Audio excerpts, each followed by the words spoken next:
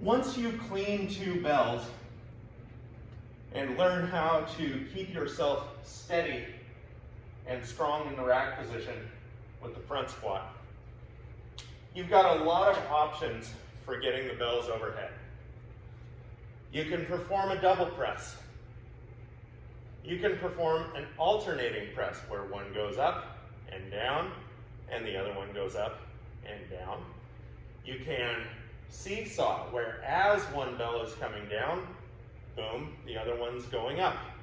You can do a top-down alternating press where you start with a double press, pull one down and press, pull the other down and press. That variation in particular sucks. But they all have the rack position in common. They all have the locked vertical plank of a body, the strong, big power breath in common. The only thing that gets tricky on the breathing is when you're performing the seesaw press where one bell is traveling up at the same time as the other is coming down. Timing the breath gets a little bit tricky. The main coaching cue I have for that is don't stop breathing. So we'll start off with the alternating press from the rack position. Once we've cleaned the bells into the rack position, we can still get a little bit of that asymmetrical wedging that we do on our one-arm press with a second bell in the rack. That's what makes the alternating press perhaps a better option for a lot of folks. When I've got the bells in the rack, having a load on the opposite side actually helps increase my strength on my pressing side, and I can still make any movement adjustments to wedge under those bells that I need to in order to maintain my ideal shoulder position through the range of motion on the press. So the alternating press is a great option, especially if thoracic mobility or shoulder mobility is limited. You've also got the double press.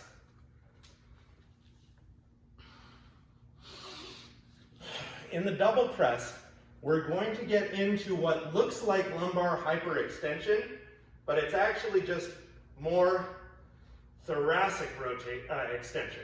So I'm going to lift my sternum up towards the ceiling and turn my focus up as well. I've got my glutes clamped on, my legs are locked really hard. I'm going to take my big belly breath and watch the bells go.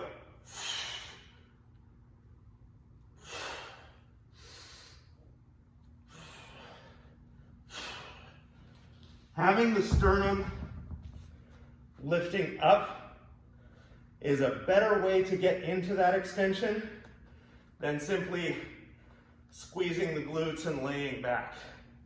That is lumbar hyperextension. And if you're hoping to train disc compression, then that's the ideal technique. But if you'd like to train your press and not just crush your vertebrae, lift the sternum to create thoracic extension instead of laying back and creating lumbar hyperextension. Keeping your focus up as you perform a double press is certainly the best way that I've found to have the shoulder blade in the right position for a vertical lockout. If I look forward, or if I'm really focused on creating tension and I'm looking down, getting that double press is going to put my shoulders into a bit of a pinch about here. I'm not going to be able to get full lockout if I'm looking down.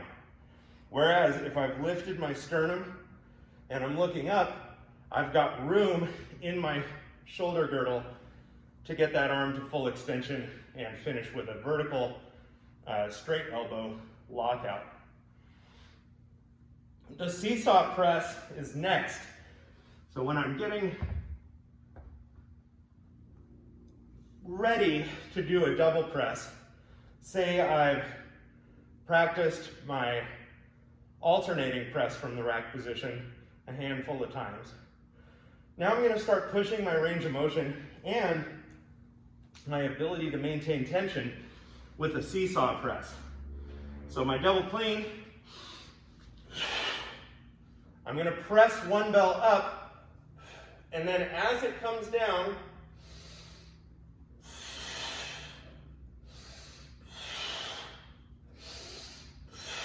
press the other bell. You'll notice my focus is nearly vertical as I'm doing this. One of the things about a seesaw press that I love is you end up sneaking in some extra volume there because you never know when to end a set. Like, well, that was the end of 3, I think, but maybe not. And you just end up accumulating reps. You also get that sweet push-pull action that is actually a tremendous help in developing your one-arm press. So seesaw press is a great option before you get to the double press. As I said in the intro, easily the nastiest press variation with 2 kettlebells is the top-down alternating press. I've got my clean, I've got my double press, and then I'm going to alternate. Now I can still get a little bit of lateral movement to make room for the shoulder joint, but man, my trunk is getting tired. Rack both, backswing and park.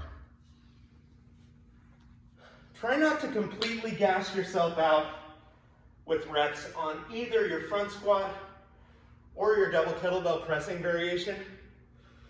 You want to have enough room left to think about backswinging and parking the bells gently rather than just being exhausted and collapsing into a heap of iron and flesh on the floor. Those are our press variations. We've got a lot of options. We've also got some advanced skills with the double kettlebells that build on these double kettlebell skills that we've practiced so far. Stay tuned for those.